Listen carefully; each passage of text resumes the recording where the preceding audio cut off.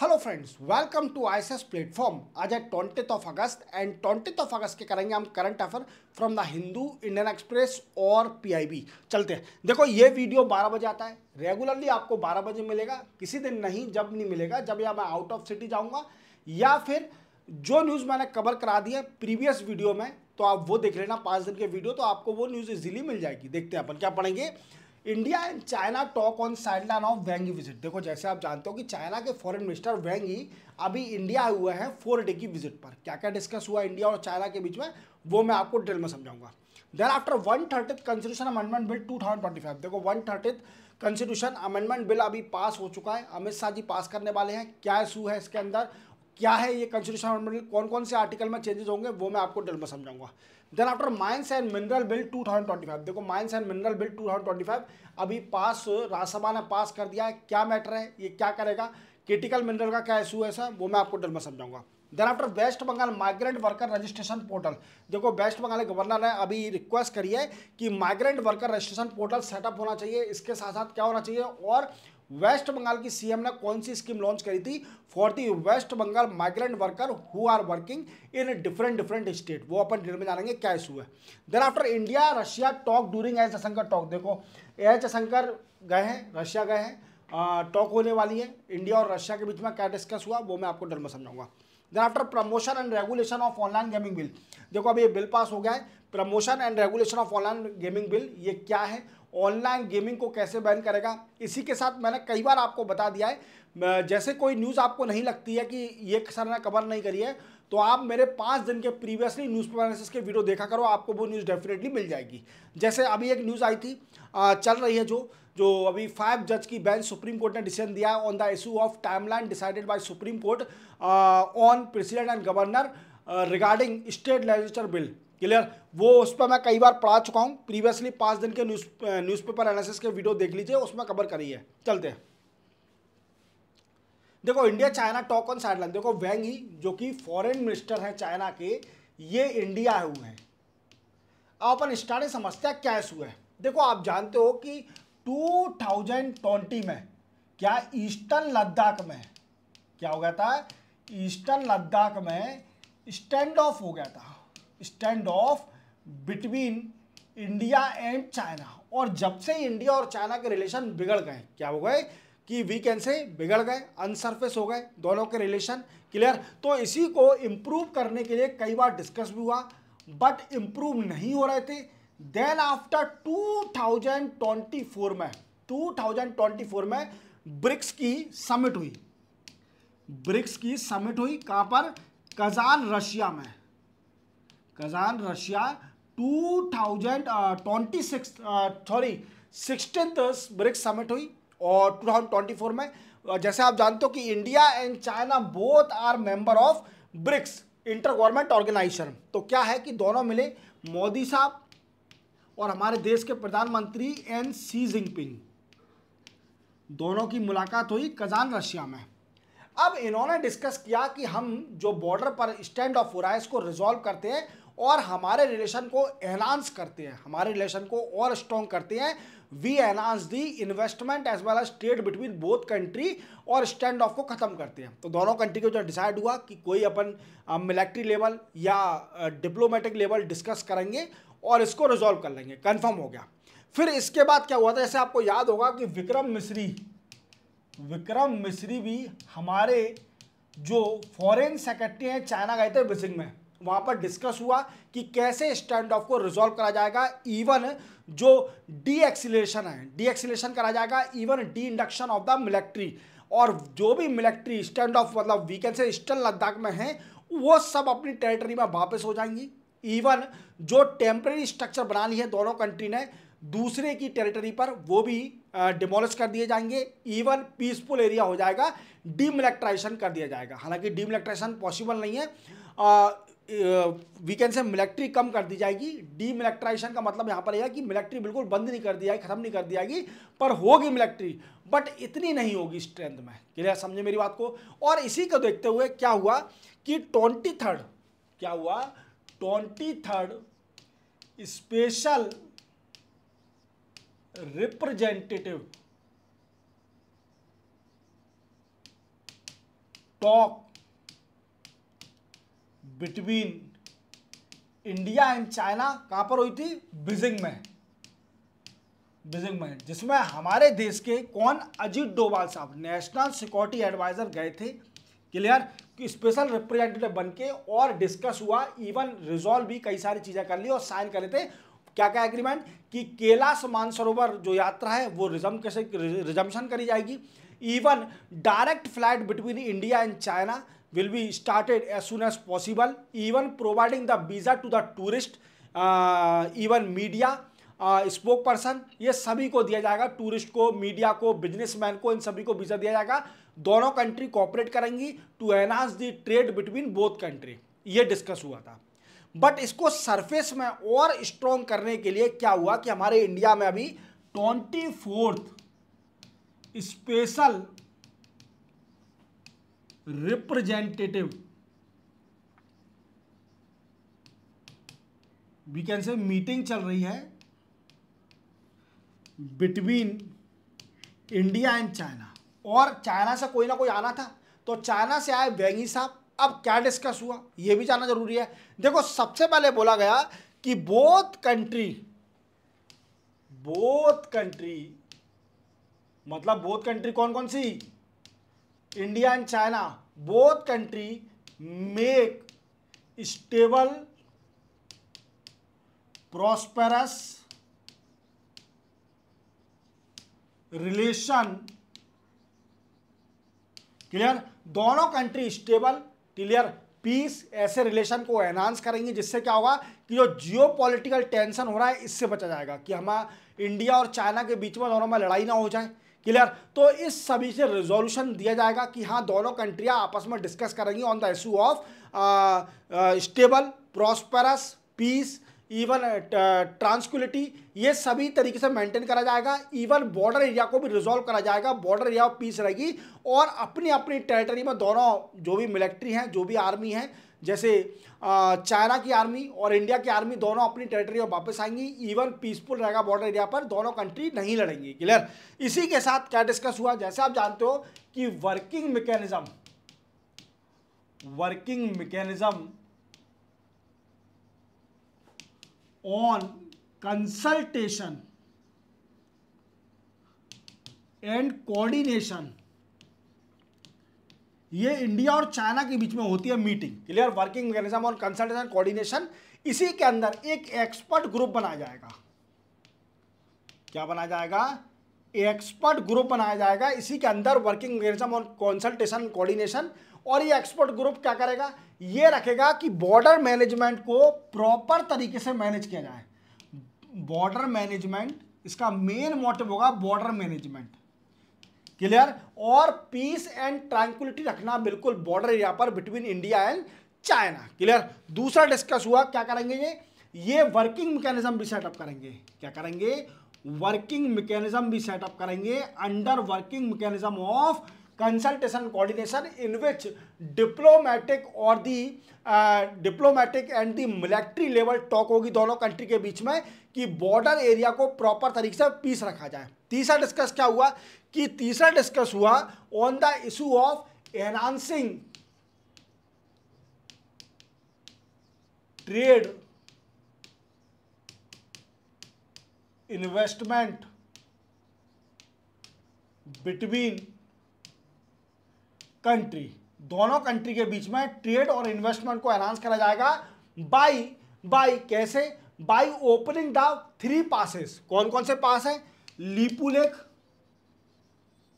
Lake ला पास, ये कहां पर है?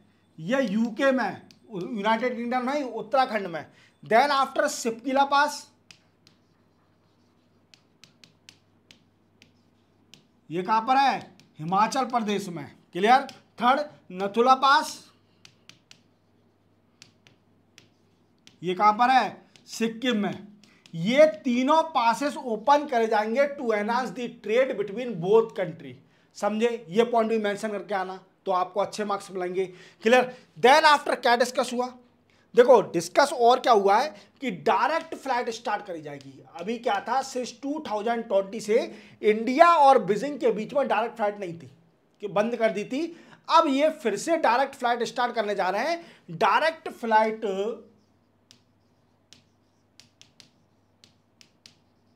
Between India and China. Clear? और क्या डिस्कस हुआ? डिस्कस हुआ कि रिजम्पशन ऑफ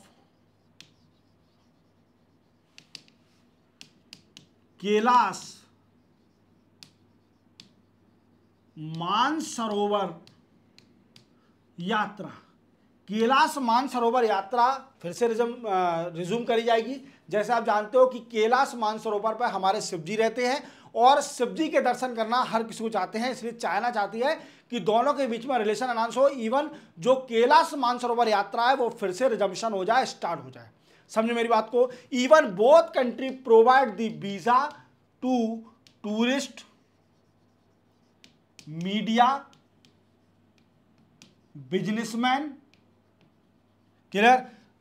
दोनों कंट्री जो भी सिटीजन है दूसरी कंट्री के सिटीजन को, मतलब दोनों कंट्री के सिटीजन को वीजा देंगी इजीली, जैसे related to the tourism. Even media, businessman को, इन सभी को वीजा देगी, ये भी डिस्कस हुआ। Clear? Then after both countries supporting each other. देखो जैसे आप जानते हो कि अभी 2026 में 18th ब्रिक्स समिट कहां पर होगी? 18th ब्रिक्स समिट होगी कहां पर? हमारे इंडिया में। समझे? 2026 में इंडिया में होगी। तो चाइना से रिक्वेस्ट करी गई कि आप भी सपोर्ट करो हमारा, कि हमारे यहां प्रॉपरली पीसफुली ब्रिक्स की समिट हो जाए। इवन जो 2027 में 19th ब्रिक्स समिट होगी, क्या होगी? 19th ब्रिक्स समिट होगी, वो होगी चाइना में। तो इंडिया से ही बोला गया कि you also support us to conduct the 19th BRICS summit in China. Clear? Clear? और क्या है? जैसे आप जानते हो कि Shanghai cooperation organisation, Shanghai cooperation organisation, SCO. क्या है एससीओ? देखो एससीओ जानते हो कि इसमें इंडिया और चाइना दोनों मेंबर हैं और एससीओ की मीटिंग होने वाली है, समिट होने जा रही है और वो होगी चाइना में in the at the end of August month में होगी और हमारे मोदी साहब भी इसमें जाने वाले हैं। तो इसका भी प्लान डिसाइड, एजेंडा डिसाइड करने के लिए ये भी डिस्कस हुआ कि तेंजिंग, जो तेंजिंग है चाइना में, वहाँ पर एससीओ की मीटिंग होने वाली है एट द एंड ऑफ अगस्त। तो हमारे मोदी साहब भी उसमें जाने वाले हैं क्योंकि India is also a member of Shanghai cooperation organisation.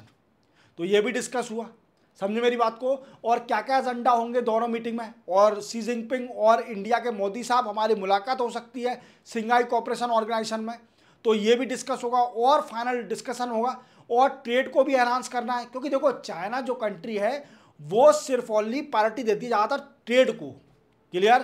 Trade को ज़्यादा प्रायोरिटी देती है as compare to the fight और that particular war between both country. Clear? किसी भी कंट्री से वार करने से पहले वो प्रायोरिटी देते हैं ट्रेड को कि उसका एक्सपोर्ट एनहांस हो, क्योंकि चाइना की पूरी इकोनॉमी एक्सपोर्ट लीड इकोनॉमी है, अधिकतर एक्सपोर्ट लीड इकोनॉमी है, वो एक्सपोर्ट पर ज़्यादा फोकस करती है और वो इस बात को जानती है, समझदार है चाइना कि अगर वार होता है किसी भी कंट्री के साथ तो डेफिनेटली ये डिस्ट्रॉय करेगा दोनों कंट्री को, दोनों कंट्री का लॉस करेगा, इकोनॉमी लॉस करेगी। तो जो समझदार कंट्री होती है वो लड़ती नहीं है, जो समझदार लोग होते हैं वो लड़ते नहीं हैं, वो झुकना जानते हैं। क्लियर? और हमेशा एक बात ध्यान रखना, मैं आपको एक सलाह देता हूं कि जीवन में कभी किसी की बुराई मत करो, क्योंकि बुराई करके आप अपने आप को छोटा बना रहे हो। कैसे छोटा बना रहे हो? देखो क्या है कि आप अगर उसकी बुराई करोगे तो बुराई क्यों कर रहे हो उसकी? आप इसलिए बुराई कर रहे हो उसकी क्योंकि आप उसको उससे बड़ा समझ रहे हो, अपने आप से बड़ा समझ रहे हो। क्लियर? तो अपने आप से बड़ा समझ रहे हो तभी तो उसकी बुराई कर रहे हो कि वो आगे उसका फ्यूचर ब्राइट है, इसलिए आप बुराई कर रहे हो। अगर आप किसी की बुराई नहीं करोगे तो इसका मतलब ये है कि ये सिग्निफाई करता है कि आप सबसे महान हो, आप किसी से को भी अपने आप से बड़ा नहीं समझ रहे हो, सबको अपने आप से छोटा समझ रहे हो। इसलिए हमेशा कभी किसी की बुराई मत करो। मैं एक बेस्ट सलाह देके जा रहा हूं आपको। तो अगर बुराई करोगे तो इसका मतलब ये है कि आप उससे डरते हो, आप उसे अपने से बड़ा समझते हो कि वो बड़ा है आपसे, इसलिए आप उसकी बुराई कर रहे हो। वो जो बड़े होते हैं वो कभी क्रिटिसाइज नहीं करते। समझ गए मेरी बात को? तो बड़े बनो, क्रिटिसाइज मत करो, कुछ करके दिखाओ। चलते हैं। 130 कंस्टिट्यूशन अमेंडमेंट बिल, देखो क्या है, अभी लोकसभा से बिल पास होने वाला है और जो कि होम मिनिस्टर अमित शाह जी पास करने वाले हैं। ये कॉन्स्टिट्यूशन अमेंडमेंट है 130 कॉन्स्टिट्यूशन अमेंडमेंट बिल। अब ये बिल है क्या? देखो सबसे पहले तो कॉन्स्टिट्यूशन अमेंडमेंट बिल है तो डेफिनेटली कॉन्स्टिट्यूशन में चेंजेस होंगे। अब कौन कौन से आर्टिकल में चेंजेस होंगे तो मैं आपको बताता हूं। देखो सबसे पहले आर्टिकल चेंज होगा आर्टिकल नंबर 75। कौन सा? Article number 75। आर्टिकल नंबर 75 का कहता है president appoint the prime minister and the council of minister on the advice of prime minister. Clear? President क्या करता है? प्राइम मिनिस्टर को अपॉइंट करता है as well as council of minister को अपॉइंट भी करता है on the advice of prime minister. ये तो कहता है आर्टिकल नंबर 75। और आर्टिकल नंबर 164 क्या कहता है? आर्टिकल 164 कहता है governor appoint the CM as well as council of minister of state on the advice of CM. Clear? CM है बस, वहां गवर्नर और सीएम है, यहाँ पर वहां पर प्रेसिडेंट और पीएम है। सिंपल बात आपको याद रखना है। अब क्या है, अपॉइंटमेंट तो हो गया, बट एक कॉन्स्टिट्यूशन अमेंडमेंट क्या चाह रहा है? देखो जैसे आप जानते हो कि हमारे इंडिया में करप्शन दिन प्रतिदिन बढ़ते जा रहा है और मैं किसी को टारगेट नहीं कर रहा हूँ, किसी मिनिस्टर को, क्लियर, किसी भी पर्सन को टारगेट नहीं कर रहा हूँ, बट हमारी करप्शन को रिड्यूस करने के लिए इंडिया में तो इसके लिए बिल बड़ा ज़रूरी है। इवन इसका मुझे लगता है मिसयूज़ भी हो सकता है, बट वो गवर्नमेंट डिसाइड करेगी कि मिसयूज़ कैसे करना है, नहीं करना, तो वो गवर्नमेंट डिसाइड करेगी। वो अपने ऊपर है कि मिसयूज़ करना है कि नहीं करना। क्लियर? बट बिल अच्छा है। अब देखो क्या है इस बिल के अंदर, जैसे आप जानते हो कई सारे minister corruption charge even money laundering में फंस जाते हैं। क्या? करप्शन चार्ज और money laundering, even criminal activities और ये सब में फंस जाते हैं। इवन बेल मिलने के बाद, जेल से आने के बाद तो ही वो मिनिस्टर रहते हैं।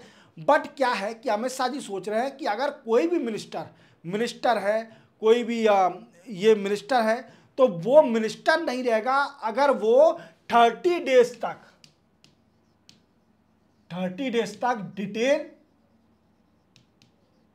और अरेस्ट हो जाता है तो वो मिनिस्टर नहीं रहेगा। अब ये कहानी स्टार्ट कहां से हुई? देखो आपने अभी तमिलनाडु में केस सुना होगा, क्या है? सेंथली बालाजी साहब का, ये जेल चले गए थे ऑन मनी लॉन्ड्रिंग। किस केस में गए थे? मनी लॉन्ड्रिंग केस में ये जेल चले गए थे। और जेल जाते ही क्या हुआ कि वहां के जो तमिलनाडु गवर्नर है आर एन रवि साहब ने क्या किया कि इन मिनिस्टर को वीकेंड से हटा दिया मिनिस्टर पद से। क्लियर? इनको रिजाइन दिलवा दिया, रिजाइन दीजिए, आपको हटा दिया, क्लियर, मिनिस्टर पद से। बट क्या हुआ, जैसे इनको कोर्ट से बेल मिली तो क्या हुआ कि जो सीएम थे तमिलनाडु के एम के स्टालिन, इन्होंने इनको फिर से रिज्यूम कर दिया as a minister in Tamil Nadu assembly और द तमिलनाडु गवर्नमेंट। बट इसी को देखते हुए ऐसे कई सारे मिनिस्टर हैं जो 2-2 साल तक जेल में रहते हैं, फिर उसके बाद वो फिर से ज्वाइन कर लेते हैं मिनिस्ट्री को। तो इसी चीज़ से रोकने के लिए कि जो करप्टेड है, जो मनी लॉन्ड्रिंग काम कर रहा है, जो गंदा काम कर रहा है, वो सभी मिनिस्टर नहीं रहेंगे। तो अमित शाह जी ऐसे ही बिल निकाल रहे हैं। 130 कॉन्स्टिट्यूशन अमेंडमेंट बिल होगा जिसमें 75 आर्टिकल और 164 आर्टिकल क्लॉज 1 में चेंजेस करे जाएंगे, अमेंडमेंट किया जाएगा और ये कर दिया जाएगा कि जो सेंटर है उसमें अगर कोई भी मिनिस्टर 30 दिन तक जेल में रहता है, डिटेन रहता है, अरेस्टेड होता है किसी भी केस में, even mostly focus on the corruption, clear, तो प्रेसिडेंट उसको रिमूव कर देगा from the ministry post, from the minister post और द मिनिस्ट्री पोस्ट। समझे मेरी बात को? तो क्या है, इसी को देखते हुए ये बिल भी पास होने वाला है। ऐसे ही होगा, गवर्नर रिमूव कर देगा और 31st डे के दिन, जैसे वो 30 दिन तक जेल में रहा कंजिक्यूटिवली और 31 दिन बाद वो डेफिनेटली वो उसका हट जाएगा, प्रेसिडेंट उसको हटा देगा मिनिस्टर पद से, फिर वो बाद में कभी मिनिस्टर नहीं बन पाएगा। ये कहानी है, समझे मेरी बात को? समझे? हालांकि उसको बेल मिल जाती है, जो हो जाता है वो कहानी अलग है। फिर इसके बाद बस 30 डेज का इसमें प्रोविज़न है कि अगर 30 डेज तक कोई भी मिनिस्टर जेल में रहता है तो 31 दिन बाद वो ऑटोमेटिकली हट जाएगा by the power of president in state by the power of governor. समझ गए मेरी बात को? यही कॉन्स्टिट्यूशन अमेंडमेंट बिल है। याद रखना कौन कौन से आर्टिकल में चेंजेस होंगे, क्या है, कहानी क्या है, वो आपको याद रखना है। Mines and mineral development and regulation bill, देखो जैसे आपको मालूम है क्रिटिकल मिनरल मिशन आया था हमारे इंडिया में, क्रिटिकल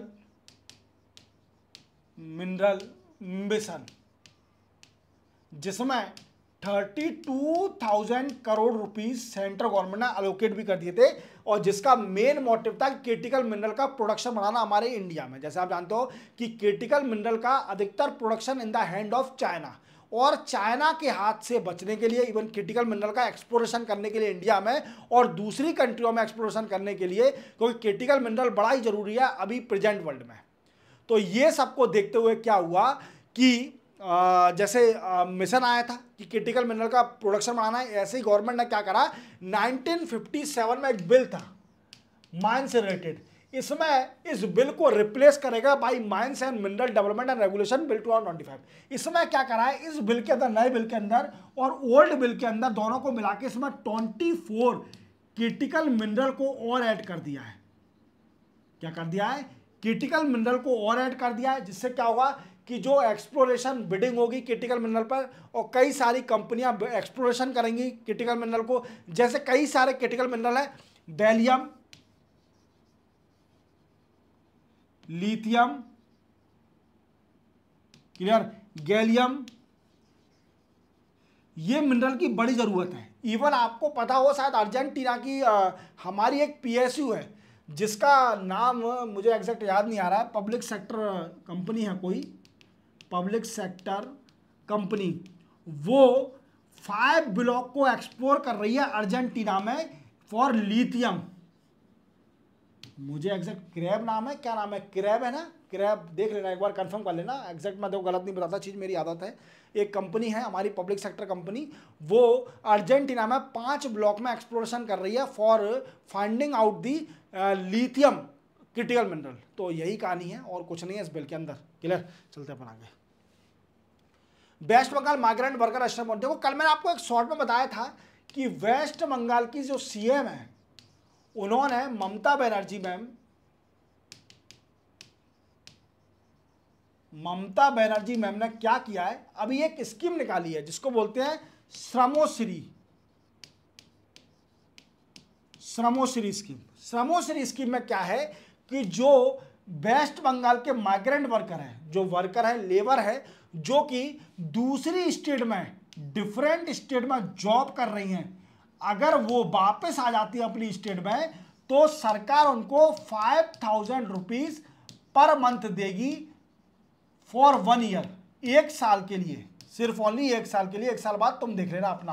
क्लियर, 5,000 रुपये मंथली देगी। बट वेस्ट बंगाल ऐसा कर क्यों रही है, देखो कई सारी रिपोर्ट आ रही है जो बता रही है कि वेस्ट बंगाल के जो माइग्रेंट वर्कर हैं उनकी दूसरी स्टेट में कई सारा एक्सप्लॉयटेशन हो रहा है। क्या हो रहा है, एक्सप्लॉयटेशन हो रहा है।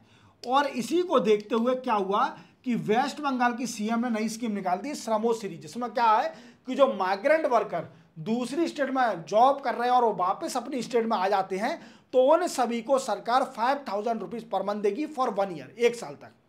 बट इसी को देखते हुए वहां के गवर्नर ने भी एक डिसीजन लिया, अच्छा, बोला कि West Bengal migrant worker registration portal setup होना चाहिए। ये पोर्टल में क्या हुआ कि जो वर्कर दूसरी स्टेट में जॉब कर रहे हैं वो पोर्टल में रजिस्ट्रेशन कर सकते हैं अपना। इवन सारी स्टेटों से बोला है कि आप एक हॉस्टल भी बनाओ, जो वेस्ट बंगाल के वर्कर हैं उनके लिए हॉस्टल भी बनाओ। इवन सोशल सिक्योरिटी की व्यवस्था करो, उनका अरेंज करो कि उनको सोशल सिक्योरिटी मिल सके, इवन हॉस्टल में रुक सके, इवन रिटर्निंग की फैसिलिटी प्रोवाइड करें। तो ये सारी चीज़ रिकमेंडेशन दी है। वेस्ट बंगाल के पोर्टल का काम यही है। और श्रमोश्री मैंने स्कीम बताई थी और कुछ नहीं है इसके अंदर। देखो 26 India Russia inter government commission on trade, economic, scientific and technology and culture corporation, थोड़ा बड़ा है। तो देखो क्या है, हमारे जो एक्सटर्नल अफेयर मिनिस्टर है एस जयशंकर साहब, ये अभी कहाँ गए हैं, ये गए हैं कहाँ पर, रशिया में। रशिया में आज से इनकी टॉक होना है 20 अगस्त से। हालांकि एजेंडा क्या क्या है टॉक करने का, देखो सिंपल एक बात याद रखना, अभी तो कुछ ऐसा डिस्कशन हुआ नहीं है, आज होगा डिस्कस, तब मैं आपको कल बता पाऊंगा। बट मैं आपको एजेंडा बता देता हूँ इसका। देखो जैसे आप जानते हो कि हमको 25% टैरिफ फेस करना पड़ रहा है from the USA side due to importing the Russian oil in India. Clear, और इसी बात का जब अलास्का में मीटिंग हुई थी यूएसए के डोनाल्ड ट्रंप की और हमारे पुतिन साहब की, जो रशिया के प्रेसिडेंट हैं, उनकी डिस्कस हुआ था, इसी बात का पूरा डिस्कशन मोदी साहब से ही फ़ोन कॉल पे बात हुई थी कि रशिया के पुतिन ने हमारे मोदी साहब को पूरी बात बताई थी कि ऐसे ऐसे डिस्कस हुआ, ये हुआ, क्योंकि इंडिया भी एक प्रॉब्लम फेस कर रही है from the side of USA on the issue of importing the Russian oil. Clear, Russia Ukraine के वार में हम भी थोड़ा बहुत घसट होता है, क्या कहते हैं उसको हिंदी में, कि फेस कर रहे हैं प्रॉब्लम को। क्लियर, क्या कुछ हिंदी वर्ड होता है इसका, कुछ छोड़ो। तो क्या है कि इसी को देखते हुए अब हमारे जयशंकर साहब एक्स्ट्रा फॉरेन मिनिस्टर रशिया गए हुए हैं और वहाँ क्या डिस्कस होगा, टू एनहांस दी, ये इंडिया नहीं मानेगी, enhance the strategic partnership between both country, और मजबूत करना स्ट्रेटेजिक पार्टनरशिप को बिटवीन बोथ कंट्री। तो यूएसए वालों तुम ये मत समझो कि हम डर गए हैं, हम तो भी रशिया से दोस्ती रहेंगे, क्योंकि रशिया विश्वासघात नहीं करता है कभी भी, वो एक मित्रता निभाता है, अच्छी दोस्ती निभाता है। तो हमेशा एक बात का ध्यान रखो, जो आपका दोस्त घनिष्ठ है उसका हमेशा साथ दें, जो आपके संग अच्छा किया है उसके साथ हमेशा अच्छा करें, बुरा ना करें, उसके एहसान को माने। क्लियर, और जिन्होंने नहीं किया है कुछ, ठीक है नॉर्मल बात करो, बट ज़्यादा उनसे कांटेक्ट ना करो। क्लियर, मेरा रूल यही है और मैं आपको भी यही सिखाऊंगा। तो इसी के साथ देखो ये भी, हाँ, promotion and regulation of online gaming bill, ये तो बची गया। देखो क्या है कि अभी गवर्नमेंट एक बिल निकालने वाली है ऑनलाइन गेमिंग पर रोक लगाने के लिए। जैसे आप जानते हो कि हमारे इंडिया में कई सारे ऑनलाइन गेमिंग है और कई सारे बर्बाद भी हो रहे हैं ऑनलाइन गेमिंग के चक्कर में, वो पैसे डालते हैं, इवन इसका मिसयूज भी हो रहा है बहुत। क्या मिसयूज हो रहा है, देखो ये मनी लॉन्ड्रिंग में बड़ा काम कर रही है जो ऑनलाइन गेमिंग है ना। कई सारे क्या करती है, ऑनलाइन गेम बनाते हैं ब्लैक मनी को व्हाइट मनी बनाने के लिए। क्लियर, और क्या करते हैं, मनी लॉन्ड्रिंग करते हैं, इवन फाइनेंशियल इरेगुलरिटी करते हैं। क्लियर, तो जिससे क्या होता है, गवर्नमेंट का लॉस भी होता है, इवन हमारे इंडिया में करप्शन भी बढ़ता है और क्राइम बढ़ता है। तो इसी को रोकने के लिए क्या है, गवर्नमेंट क्या है, promotion regulation of online gaming bill अभी पास करने वाली है, जिसमें क्या होगा कि जो भी ऑनलाइन गेम को प्रमोट करता है, प्रमोट तो छोड़ो, और जो ऑनलाइन गेम बनाता है उन सभी को जेल होगी। अब देखो क्या है कि इसके अंदर प्रोविजन है, क्या प्रोविजन है कि अगर ऑनलाइन गेमिंग कोई चलाता है और जो कि मनी लॉन्ड्रिंग और फाइनेंशियल इरेगुलरिटी में इन्वॉल्व है, तो उसको इम्प्रिजमेंट होगी, जेल करी जाएगी अप टू वी कैन से 3 ईयर है, अप टू 3 ईयर, और 1 करोड़ फाइन। कितना, 1 करोड़ फाइन। क्लियर, और जो प्रमोट कर रहा है, देखो कई सारे जो सेलिब्रिटी होते हैं ये प्रमोट भी करते हैं ऑनलाइन गेमिंग को, और इनको ये नहीं पता कि ऑनलाइन गेमिंग को प्रमोट करने का कितना ड्रॉबैक है। समझो मेरी बात को, कितना ड्रॉबैक है हमारी पब्लिक के, तुम एक सेलिब्रिटी हो और उसके बावजूद भी तुम प्रमोट कर रहे हो उस चीज़ को, तो कितनी बड़ी मतलब गंदी बात है कि आप जो आपको आइडियल मानते हैं आप उनको गंदे काम सिखा रहे हो। क्लियर, तो प्रमोट जो करते हैं तो तुम भी जाओगे जेल में 2 साल के लिए, 2 ईयर बेटा तैयार रहना, और 50 लाख फाइन भी लगेगा। हालांकि तुम पैसे तो भर लोगे बट 2 साल तुम जेल में नहीं काट पाओगे। समझे बात को, तो ऐसे काम ना करें। सेलिब्रिटी सचिन तेंदुलकर जैसे बने, सचिन तेंदुलकर महान है, वो आइडियल है, तो ऐसे बनो। बकवास पैसे कमाने के चक्कर में उल्टी चीज़ों को प्रमोट करना बंद करें। क्लियर, तो इसी के साथ ये भी लेक्चर कंप्लीट होता है। आज है 20 अगस्त। क्लियर, और एक और न्यूज़ थी, जैसे मैंने बताया कि गवर्नर की एक न्यूज़ थी, गवर्नर की न्यूज़ मैंने देख लेना, कल या परसों के न्यूज़पेपर एनालिसिस की वीडियो मैंने डिटेल में समझा दिया। इवन तमिलनाडु से स्टार्ट हुआ था ये केस।